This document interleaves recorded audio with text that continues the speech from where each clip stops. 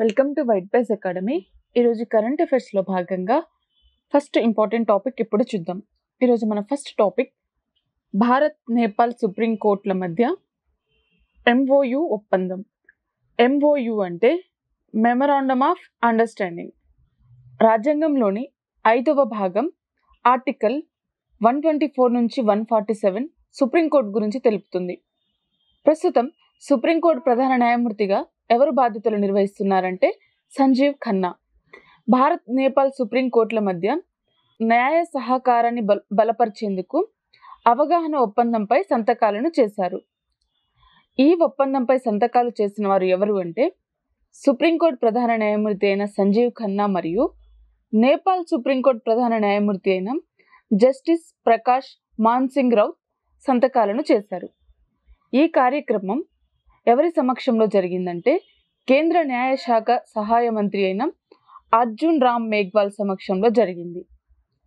ఈ ఒప్పందం యొక్క ఉద్దేశం ఏమిటంటే సమాచార పరస్పర మార్పిడి, శిక్షణ కార్యక్రమాలు, సామర్థ్య అభివృద్ధి మరియు న్యాయపరమైన అనుభవాలను పంచుకోవడం. నెక్స్ట్ టాపిక్ 3వ AI రెడీనెస్ సంప్రదింపు సమావేశం. AI అంటే ఆర్టిఫిషియల్ ఇంటెలిజెన్స్.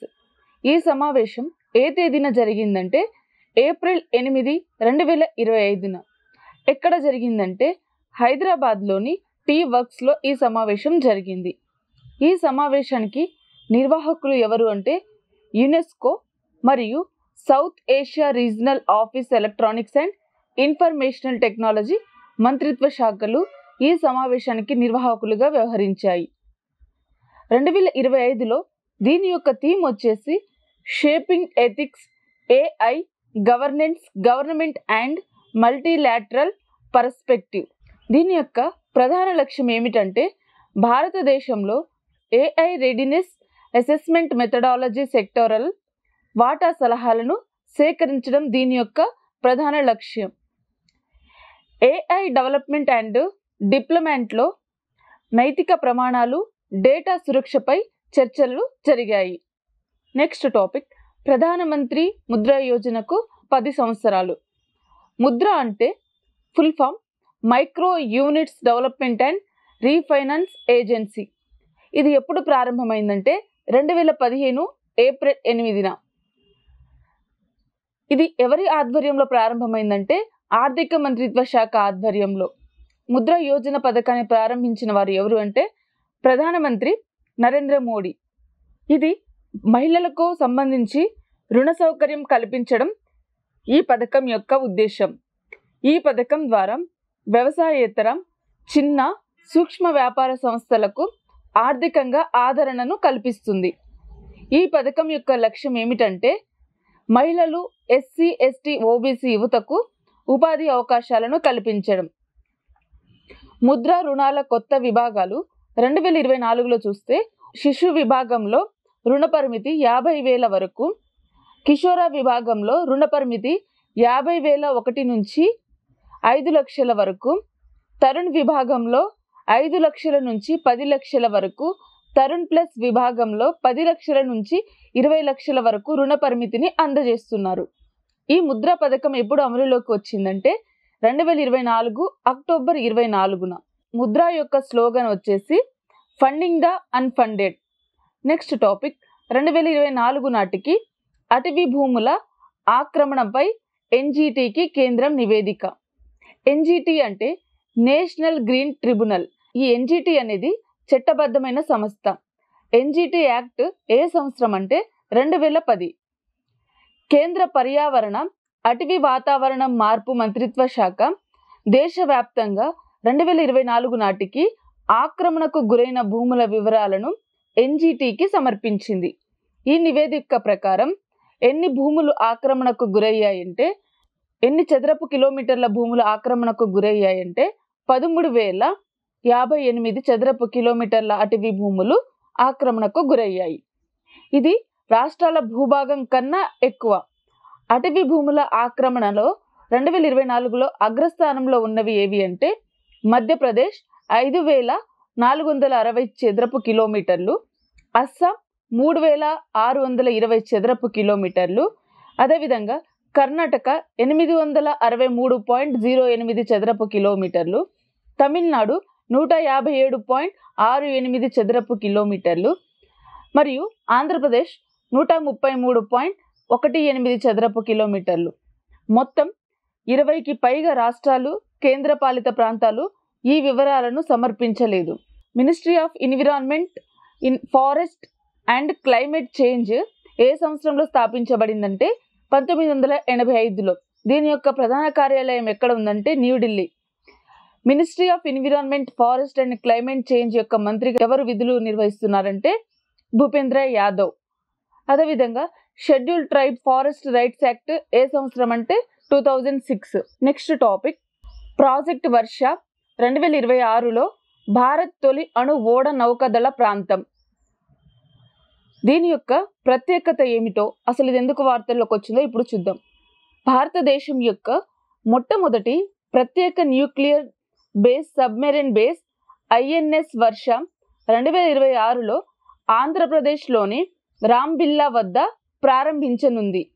ఐఎన్ఎస్ యొక్క ప్రత్యేకతలు ఏమిటంటే భూగర్భ బంకర్లు, విస్ఫోటన నిరోధక నిర్మాణాలు మరియు ఆధునిక న్యూక్లియర్ భద్రతా వ్యవస్థలు. బంగాళాఖాతం, భారత మహాసముద్ర ప్రాంతంలో వేగవంతమైన కార్యాచరణకు స్ట్రాటజిక్ గల స్థానం. ఐఎన్ఎస్ అరిహాంట్ 2016 ఇది మొదటి స్వదేశీ న్యూక్లియర్ సబ్మెరైన్.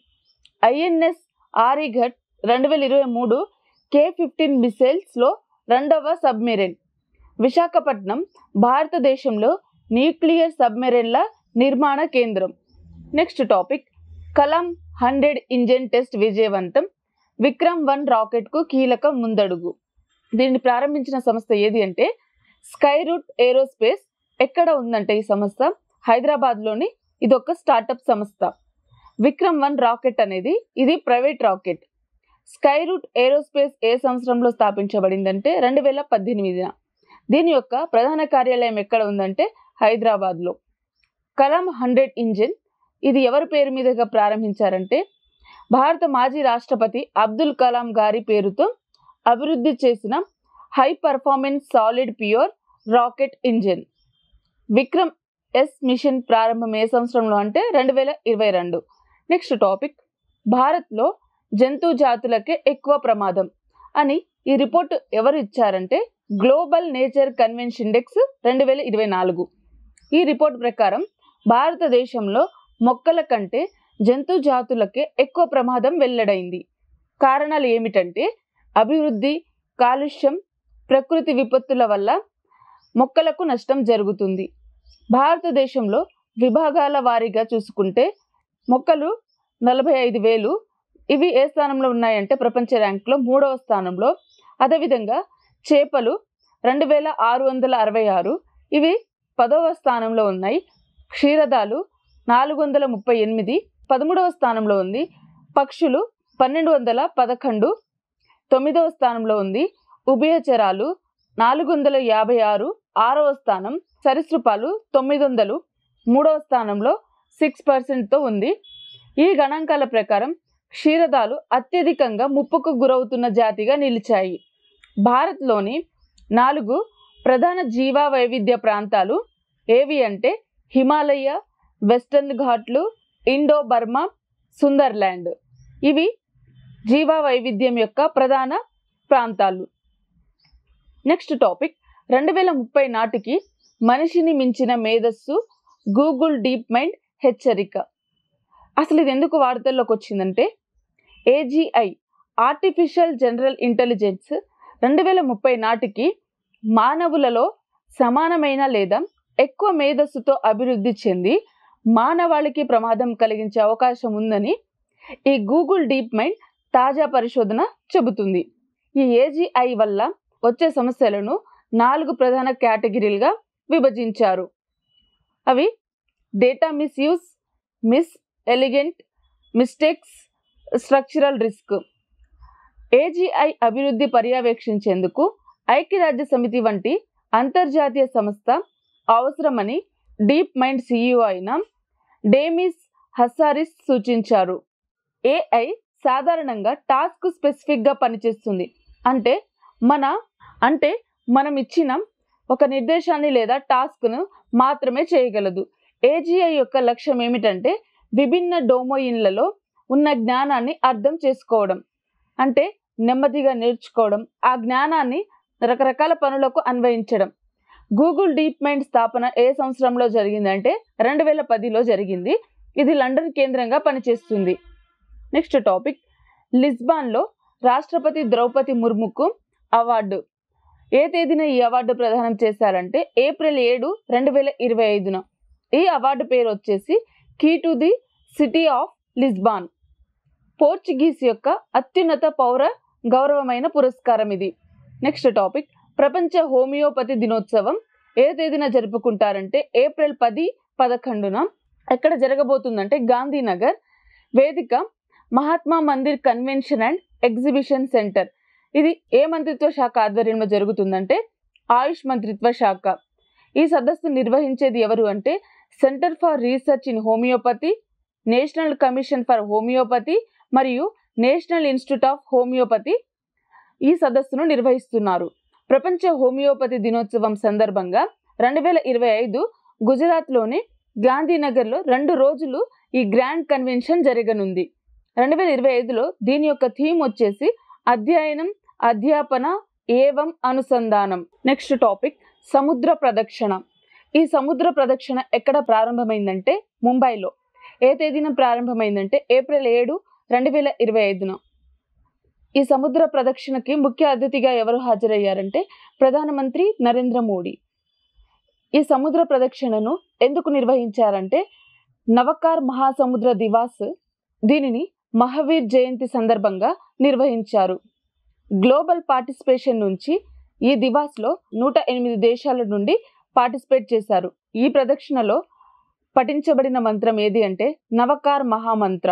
ఇది ఒక పవిత్ర జైన శ్లోకం.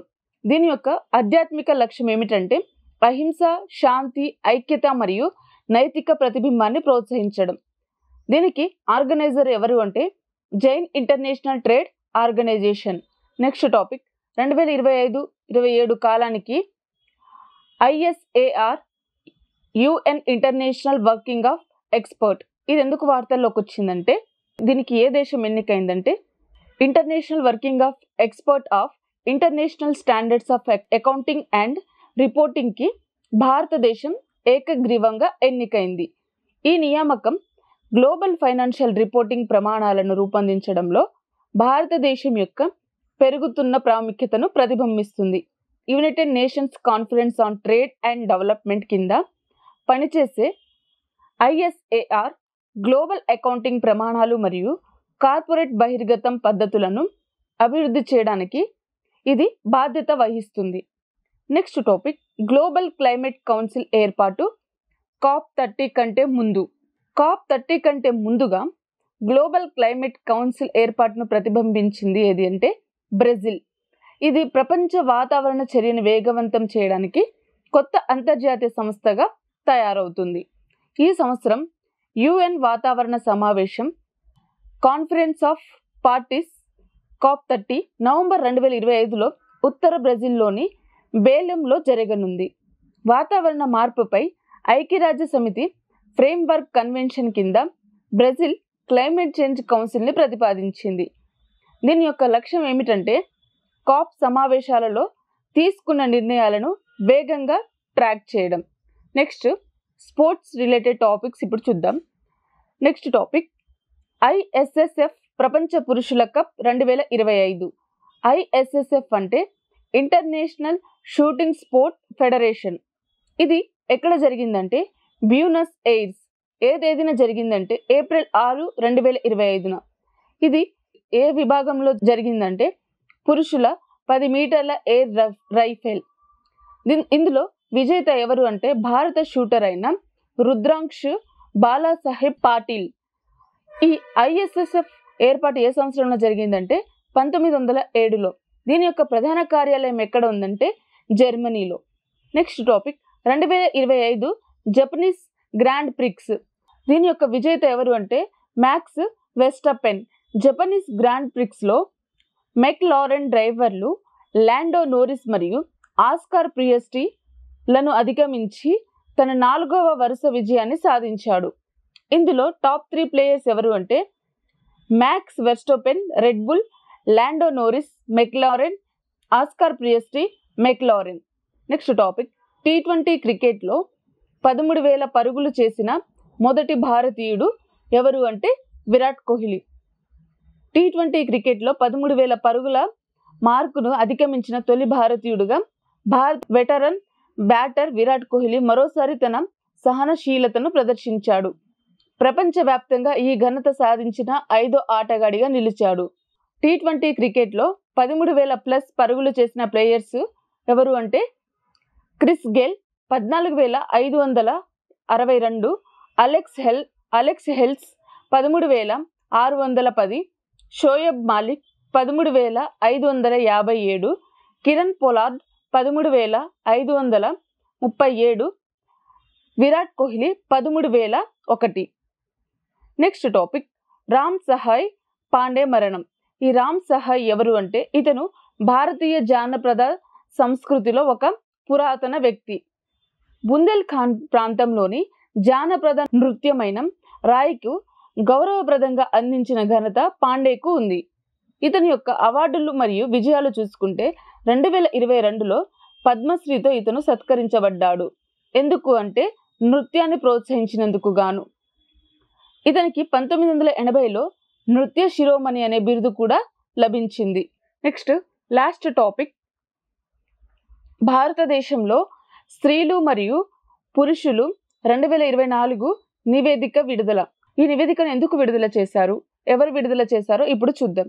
ఈ నివేదికను విడుదల చేసింది ministry of statistics and programme implementation వారు ఈ నివేదికను విడుదల చేశారు.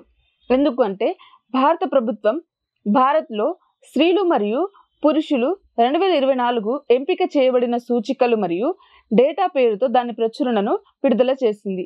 దీని యొక్క ఎడిషన్ వచ్చేసి 26వ ఎడిషన్. ఈ నివేదిక ఎందుకు విడుదల చేశారంటే భారతదేశంలోని లింగ ప్రకృతి దృశ్యం యొక్క సమగ్ర అవలోకనాన్ని అందిస్తుంది. ఇది జనాభా, విద్య, ఆరోగ్యం, ఆర్థిక భాగస్వామ్యం మరియు నిర్ణయం తీసుకోవడం వంటి కీలక రంగాలలో ఎంచుకున్న సూచికలు మరియు డేటాను ఇది ప్రదర్శిస్తుంది. సో ఇది ఈరోజు యొక్క కరెంట్ అఫైర్స్కి సంబంధించిన క్లాస్. ఈరోజు క్లాస్కి సంబంధించిన PDF యాప్లో ఉంది, డౌన్లోడ్ చేసుకోండి. వీడియోని లైక్ చేయండి, షేర్ చేయండి. Thank you.